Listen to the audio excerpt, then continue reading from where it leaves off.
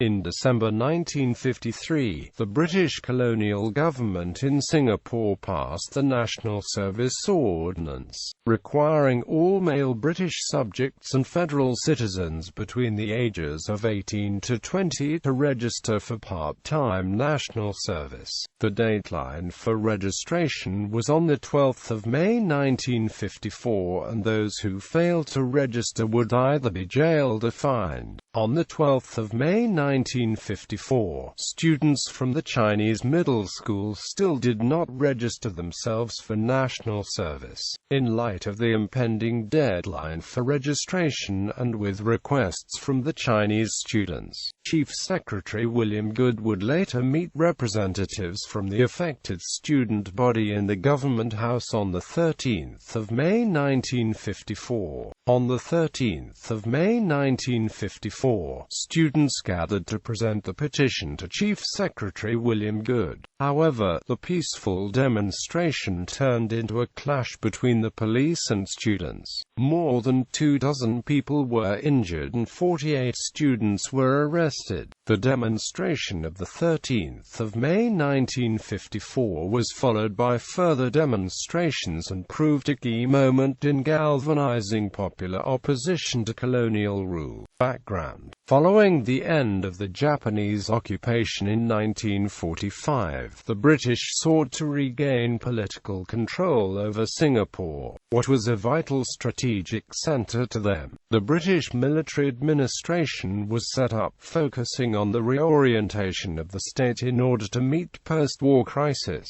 The British set sight to bolster social and economic life, and to secure their footing in Singapore. Of the social programs that the government laid out, the most far-reaching and critical was education. The British envisioned setting up national schools, prioritizing English medium education and undermining vernacular education. With that, Chinese schools were starved of funding, resulting in anger and resentments among the Chinese students and teachers. This led to the rise in anti-colonial sentiments. This growing anti-colonial sentiment was further fueled by the larger anti-colonial sentiment that was also happening outside Singapore. How winning freedom for colonies in Africa and Asia played a part in instilling hope in the progressive left in Singapore, that independence may come one day. One good example was also the defeat of the French at the Battle of Dien Bien Phu in Vietnam. Moving into 1948, the outbreak of communist insurrection in the Malayan jungles saw the declaration of emergency in Singapore. The declaration of emergency, which was to last for almost a decade, saw heightened security control. Singapore was turned into a police state. Progressives and anti-colonial activists were rounded up,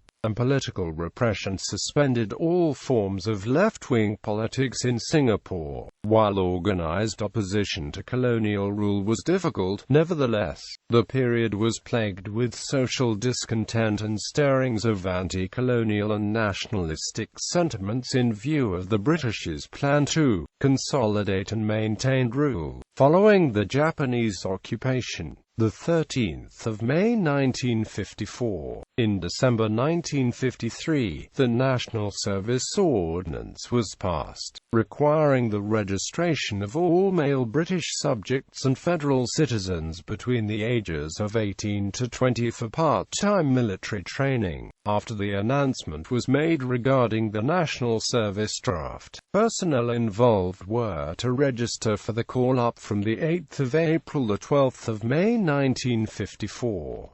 By the 12th of May 1954, students from the Chinese middle school still did not register themselves for national service. In light of the impending deadline for registration and with requests from the Chinese students, Chief Secretary William Goode would later meet representatives from the affected student body in the Government House on the 13th of May 1954. This day, however, resulted in a clash between Chinese middle school students and riot squads. More than 24 were reportedly injured and nearly 50 students were arrested. Of those arrested, 7 were convicted of obstructing the police. Following the riot, students reassembled in Changcheng High School and only dispersed in the afternoon on the 14th of May 1954. On the 18th of May 1954, a delegation of students met the Chinese Chamber of Commerce, requesting the help to speak to the British government on their behalf. However, the only concrete result from this meeting was having the school holidays being pushed forward by 2 weeks to deny students the opportunity to rally together. Having the school holidays pushed forward, this action prompted a second massive sit-in by the students which took place on the 23rd of May 1954 in Changcheng High School. However, due to the prevention of food supplies from reaching these students, the group dispersed. The third massive sit-in took place in the Chinese high school on the 2nd of June 1954. This time, students requested for the postponement of call-up for national service, though the lack of response from the governments or the students went on hunger strike on the 15th of June. The students only dispersed on the 24th of June. Constant negotiations were made back and forth between the students and the government in the following days. However, due to the resistance put up by the students, the attempt to recruit male youths for national service took a back seat. The aftermath of the 13th of May 1954 resulted in the conviction of 7 students for obstructing the police during the demonstration, as well as further tightening of control over the students by the British. Interpretations of the 13th of May 1954. The 13th of May 1954 connotes different interpretations and be characterized as 13 May 1954 his communist subversion, the 13th of May 1954 as anti-colonial movement, and the 13th of May 1954 as a bottom-up, spontaneous response to particular events. The 13th of May 1954 his communist subversion. In the 1950s, the Chinese students were one of the largest groups involved in demonstrations, and the motivations have been consistently credited to communist manipulation through the United Front strategy. The United Front strategy was a political tool employed by the Malayan Communist Party with aims of regathering and rebuilding the strength which was greatly depleted in jungle fighting during the earlier years of the state of emergency between 1948 and 1960. The strategy focuses on building relations and contacts with workers, peasants and students, emphasizing on how plans and arrangements should be made in order to gain mass.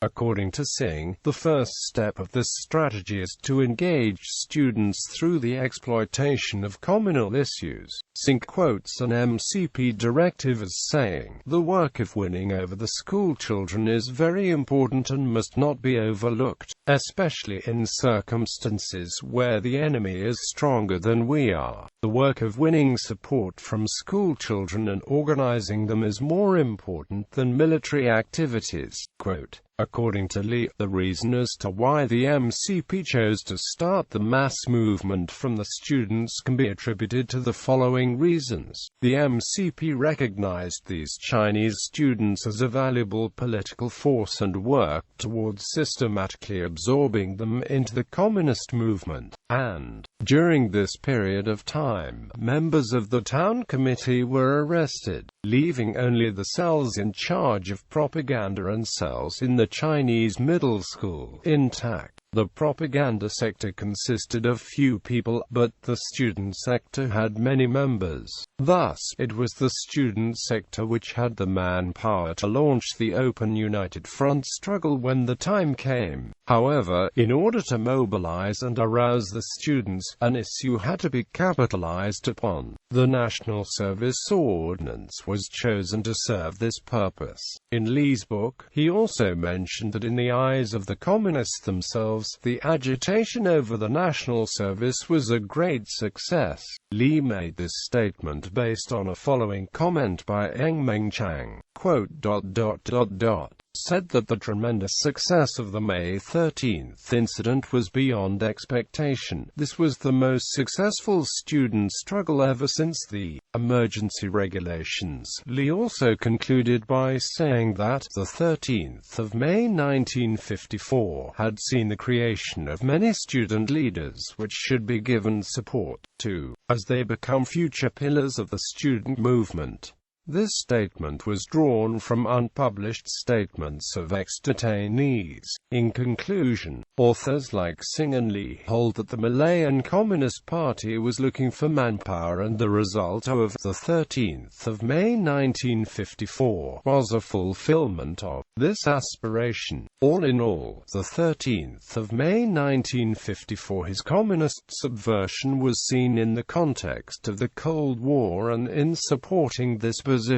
Sources from scholars such as Lee and Singh are largely from colonial media. The 13th of May 1954 as Anti-Colonial Movement. Following the declaration of emergency in 1948, the political left in Singapore grew vastly, both in size and power in 1954. This was attributed to the large levels of economic exploitation and social injustice felt by the people, which then saw subsequent calls for self-governance and democracy. This was especially so for the Chinese when the decision was made by the British to prioritize English medium education over vernacular education. With that, friction between the Chinese community and the British authorities resulted. Anger and anti-colonial resentments were felt within the Chinese community, for English language represented colonial domination. This was not all. In 1954, both the Chinese leadership and student activists faced further pressures when the British made even more demands by making English the only language to be used in the Legislative Assembly. The Chinese middle school students had, however, also moved out of the parameters of strictly Chinese-focused issues by linking themselves to a larger historical context of anti-colonial movement. The Chinese students, together with the Socialist Club members of the University of Malaya, identified themselves with the students of China, India, and Indonesia, who also played a role in their country's liberation. Both the English and Chinese-educated students were seen to be working together to resist colonial rule, and that the Socialist Club had a hand in organizing the 13th of May 1954.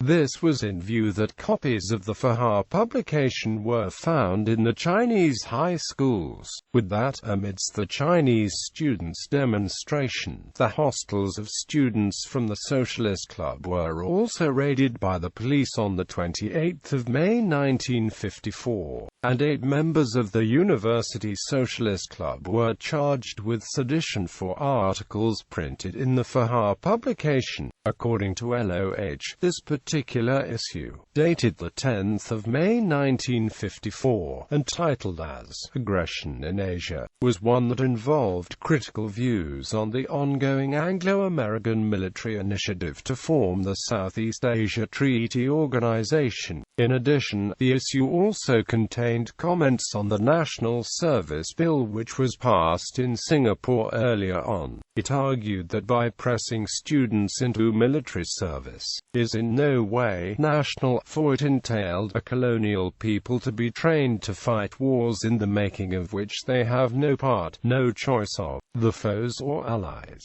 Though we are not fit to rule ourselves, we are not unfit to die for other people's interests. Quote.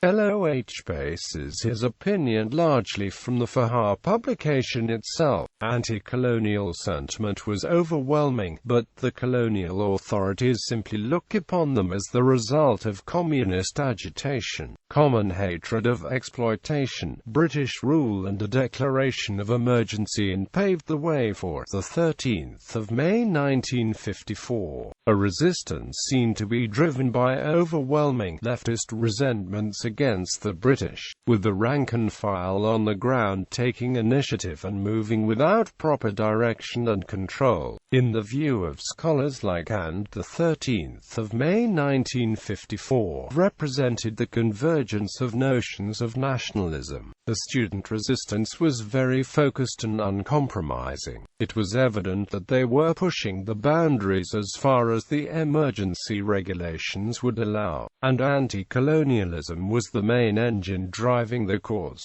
All in all, the 13th of May 1954 as anti-colonial movement was seen in the context of nationalism and anti-colonialism. The 13th of May 1954 as a bottom-up spontaneous response to particular events, moving beyond the idea of communism and nationalism altogether. The 13th of May 1954 was seen as an episode of student activism that can be explained solely on its own terms, according to Thum. Thum also said that in fact, the National Service Ordinance was actually supported by the Chinese. The ordinance was supported by the Chinese press, who recalled the heroic defense of Singapore by volunteers in 1942. Community leaders also praised the ordinance and called upon the Chinese community to fulfill their glorious task of defending the country. Thum bases his opinion largely from Chinese sources such as the Nanyang Xiang Pao, Nanfang Evening Post and Sinchu Jit Po. In Thum's view, the 13th of May 1954 was an event triggered by the flawed implementation of the system of putting this ordinance in place, such as how some overage students had been forced to miss examinations or leave school as a result of a call-up, miscommunication and translation regarding the term national service that resulted in adverse sentiments among these Chinese middle school students. The lack of documents sent to these young men to explain the purpose of national service, causing many to believe that they would be sent into the Malayan jungle to fight for the British, the ineffective registration process that disrupted lessons, and how the students were turned down time and again by the government when all they wanted was to seek clarifications regarding national service. In addition, miscommunication and translation regarding the term national service resulted in adverse sentiments among these Chinese middle school students, for it was mistranslated as Minzhong Fuwu, which literally meant servitude by the masses, a term with demeaning connotations implying the mass of the people acting as indentured servants of the elite. This discontent and miscommunication was further fueled by the ineffective registration process, whereby Chinese middle school students were provoked by the disruptive and authoritative conduct of the government team,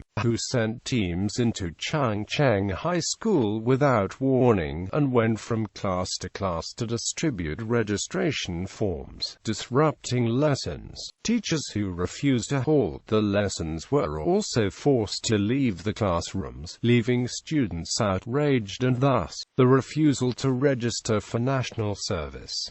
This episode was repeated again on the 23rd of April 1954 at the Chinese High School. On the 13th of May 1954 itself, representatives from the affected students made preparations to meet William Goode in Government House to negotiate about the ordinance. According to Thum, the crowd that assembled in the vicinity of the Government House to give the support were actually students from the Chinese inter-school sports competition, just a 30-minute walk away at Jalan Besar Stadium via Serang Rangoon Road and Bukit Timah Road. The students were there to await the outcome of the meeting, and it was not a planned protest. In the days following the 13th of May 1954, tensions arose due to the difficulties posed to the students by the governor, when all that the students wanted was a form of written assurance for the postponement of national service for all students who are still schooling. According to Thumb, once again drawing his opinions from Chinese sources, the process of appeal was made difficult for the students. For instance, the first petition was returned to them unopened because it was not submitted through proper channels. With that, the students resubmitted the petition by registered mail. However, the petition was again returned to the students with the instruction that petitions from students should be submitted through the principal and management committee of the school. This was done, but there was no reply from the government once again. All in all, the 13th of May 1954 was seen in the local context, and according to Thumb, was a bottom-up, spontaneous response to particular events on the ground.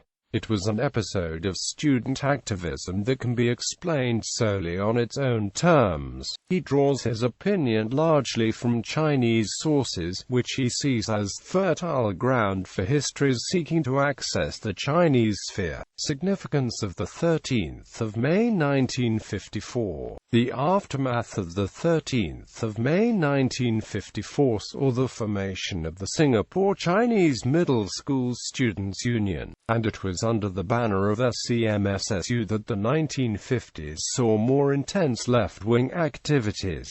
For instance, the Hockley bus riot. However, it was more than just that. The 13th of May 1954 also has a crucial significance in the politics in Singapore, for it was through this event that enforced unity between students, labor workers and the People's Action Party led by Lee Kuan Yew and leftist trade union Lim Chin Siong and Fong Swee Swan. It all started with the Chinese students' decision to engage Lee Kuan Yew to defend the 7 students who were charged for obstructing the police on 13 May 1954. Prior to this, Lee Kuan Yew was also involved in fighting the case for the Fahar 8. Although the 7 students were eventually still sentenced to 3 months imprisonment, this episode allowed Lee Kuan Yew to build connections with the Chinese, a group that was crucial in supporting his victory in the 1959 elections. The 1959 election was the first full internal self-government granted by the British Authority, and the People's Action Party led by Lee Kuan Yew won 43 out of 51 seats in the Legislative Assembly, forming the government. However, this landslide victory would not be possible without the support from the Chinese community, especially the labor unions. The PAP appealed to the Chinese community by promoting workers' rights and establishing policies that aimed to abolish emergency regulations, putting an anti-colonialist exploitation. This was important for the Chinese community, who have been fighting for their place throughout colonial ruling. One such example was the threat they face regarding vernacular education in light of the British's vision to prioritize English medium education and undermining vernacular education. In short, the PAP was able to draw on the concerns of the Chinese and garnered the support in the 1959 elections.